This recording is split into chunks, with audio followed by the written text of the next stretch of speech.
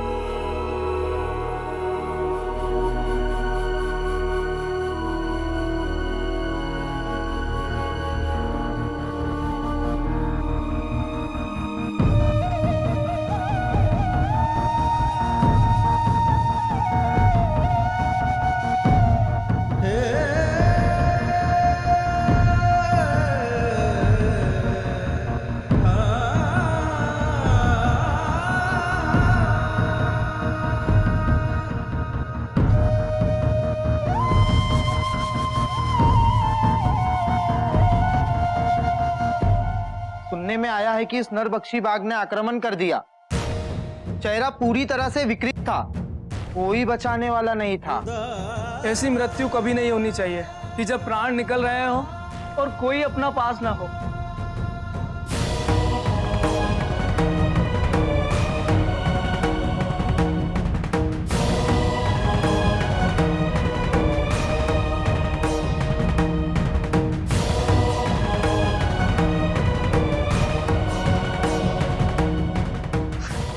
मेरी माँ जीवित है, सुना ना तुमने? मेरी माँ जीवित है।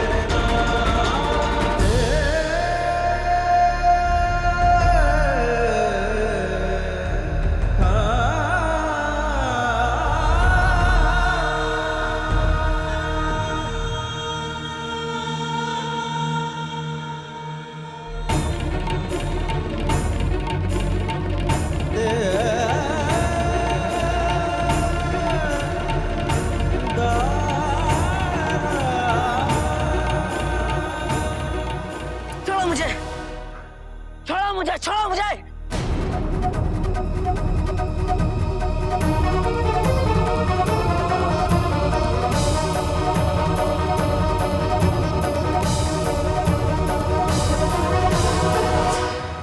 छोड़ो मुझे। छोड़ दो उसे।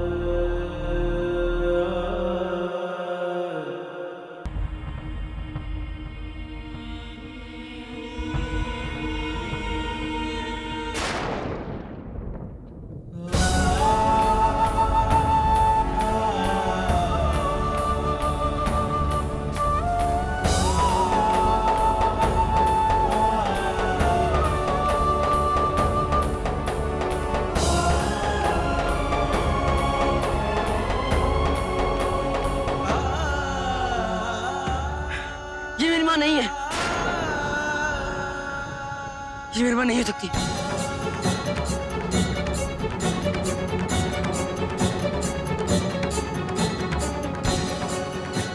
मैंने कहा था ना, ये मेरी माँ नहीं है, नहीं है मेरी माँ।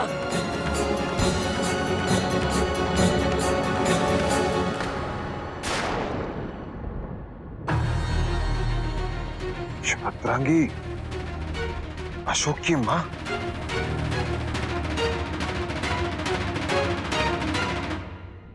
और इन देवी का स्पर्श जैसे माँ का स्पर्श हो। जादू है इनमें। अशोक बहुत साहसी है, पीड़ा में भी मुस्कुराते रहता है। ऐसी संतान का होना हर किसी माँ के लिए गर्व की बात होगी। परंतु उसने ये बात मुझसे क्यों छुपाई?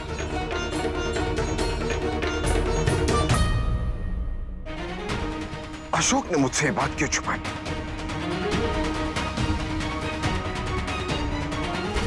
जीवित है मेरी माँ, सब सुन लो। जीवित है मेरी माँ, मेरी माँ को कुछ नहीं हुआ है। ये मेरी माँ नहीं है।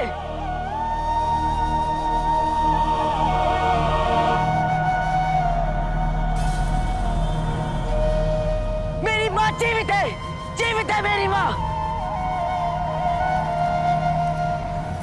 क्योंकि अगर वो चोट भी आई होती, सबसे पहले मुझे ज्ञात होता, मुझे।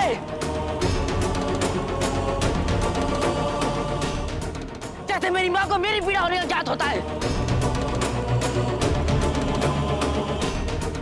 और आप उन्हें कह दिया कि उन्हें भाग रही है। नहीं, नहीं।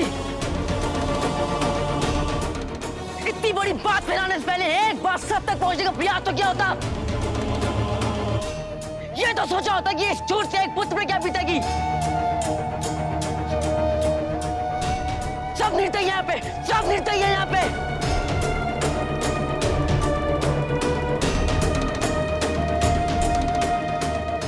किंतु भगवान निर्दयी नहीं है। वो मेरी माँ को मुझसे कभी नहीं छीन सकते, क्योंकि वो जानते हैं कि मेरी माँ ने आजीवन सबके प्राण बचाए हैं, कितने लोगों के घाव भरे हैं। भगवान उन्हें अपने पुत्र से कभी अलग नहीं कर सकते।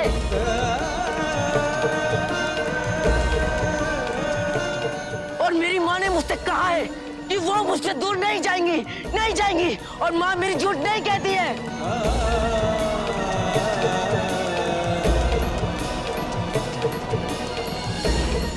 मेरी माँ जीवित है और शीघ्र ही मैं आपको विश्वास दिला दूंगा।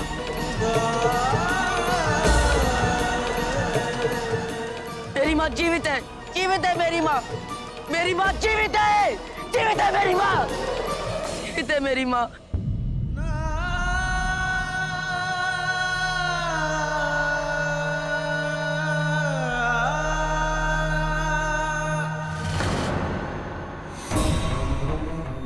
अशोक,